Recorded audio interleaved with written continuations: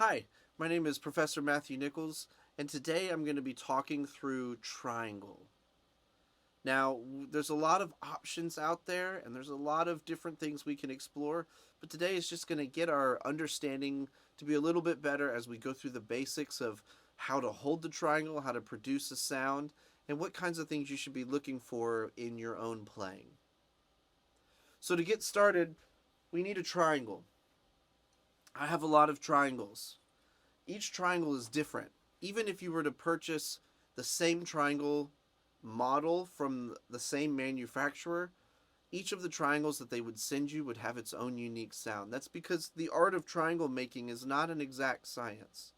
And we need to focus on what is a good sound when we choose our triangle.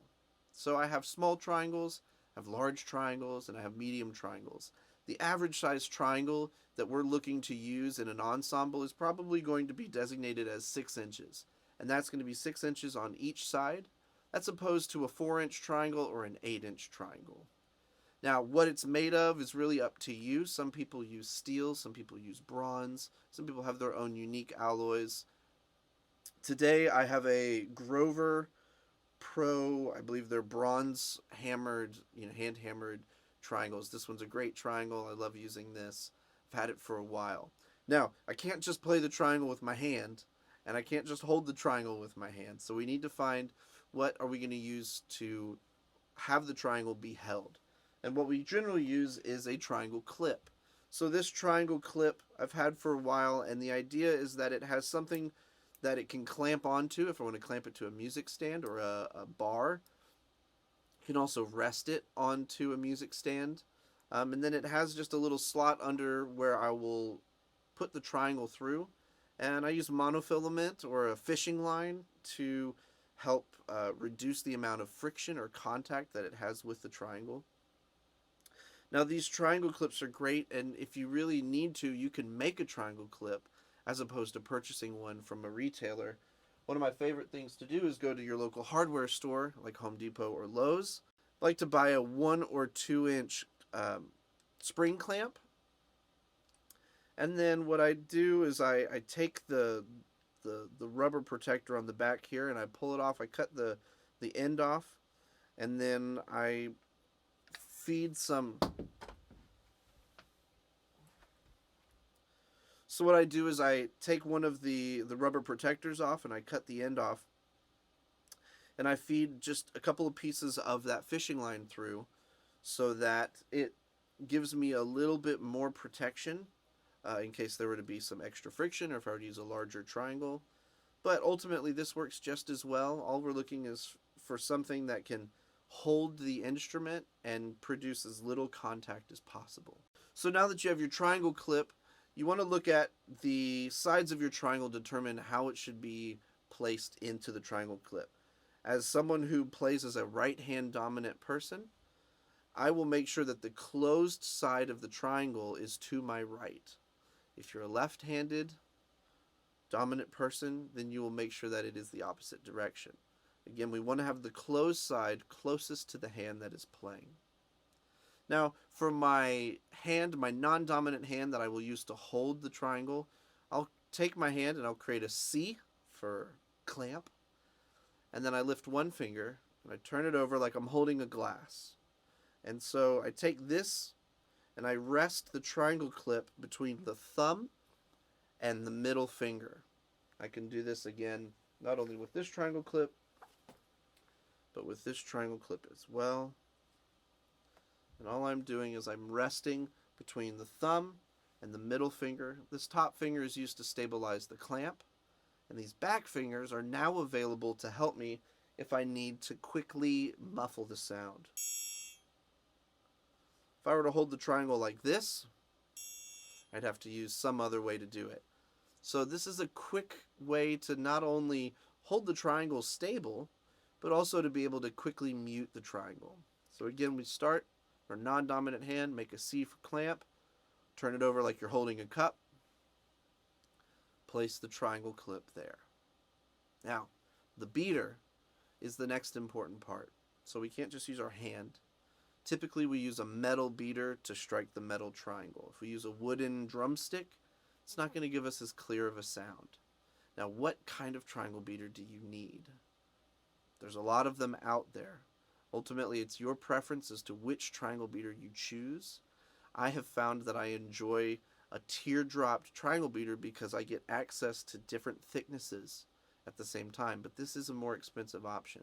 There are great options that are just single diameter that you can choose from. Ultimately, you want something with a little bit of weight that can activate the sound of the triangle to its full potential. So now that you've got a triangle clip, a triangle, and a triangle beater, we're ready to play.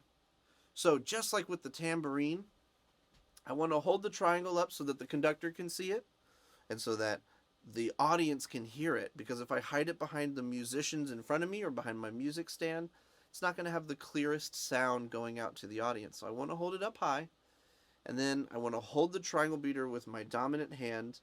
Now I'm going to play the bottom of the triangle. You can play any side you want, but I find that the bottom of the triangle gives me the best access to not only the shimmery sounds that a triangle should have, but it also gives me the most common playing technique. If I play to the side, I'm going to have to turn my wrist. If I play to this side, I'm going to have to turn my wrist. This feels like I'm playing snare drum. And because this feels like I'm playing snare drum, it's something I'm already comfortable with. So I can play the bottom, and I'm not going to play in the center. I'm going to play slightly off center. And I'm not going to play perfectly flat or parallel to the ground. I'm going to be perpendicular or parallel to the ground. I'm going to be at a 45-degree angle. Each one of these details matters.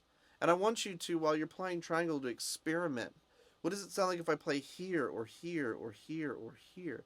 What happens if I play on the top versus the side versus the bottom? You'll notice it's really hard to get the same sound twice on a triangle. So the consistent place that I will play is slightly off-center towards the corner, play at a 45-degree angle, and I'll hold it like a drumstick, and I'll play it just like I'm playing any other instrument.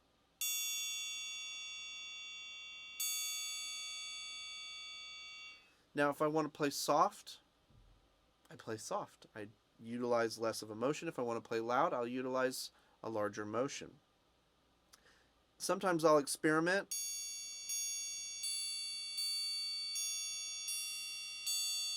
Moving closer to the edge or the corner of the triangle.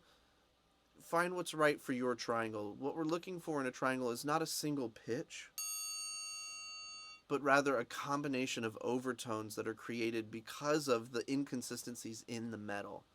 So a great place to start is on that bottom, closer to the corner, holding the triangle beater at a 45-degree angle. Now that we've done this, all we have left to do is to talk about how to play fast rhythms and how to roll.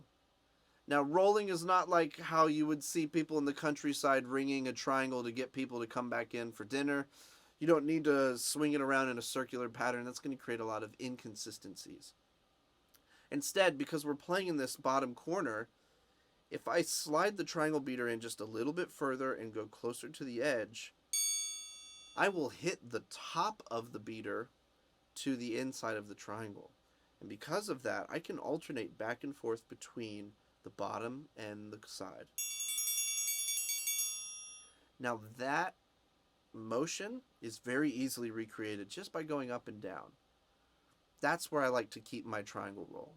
Now, just like every other instrument, when you roll, it's not about speed, it's about consistency. So if you can maintain the consistent, not only volume between the bottom and the side, but also the same separation of the notes. So what's your rhythm when you play? How frequently are you hitting between the bottom and the side? Keeping that all consistent will create a beautiful roll. So don't hurt yourself trying to roll as fast as you can. Instead, think about how can I get a consistent sound. So that's how I roll. Some people may roll in the top. That's also an option. Again, I want everything to be as similar as possible, so I'll keep it to my snare drum technique, and I'll always play in the same place. Now, if I need to play fast, something you can do is take that roll technique, but slow it down even further to make a common rhythm. Now, utilizing the inside is going to help keep a good 45-degree angle, which should help produce a similar sound. Here, I'll demonstrate that playing normally.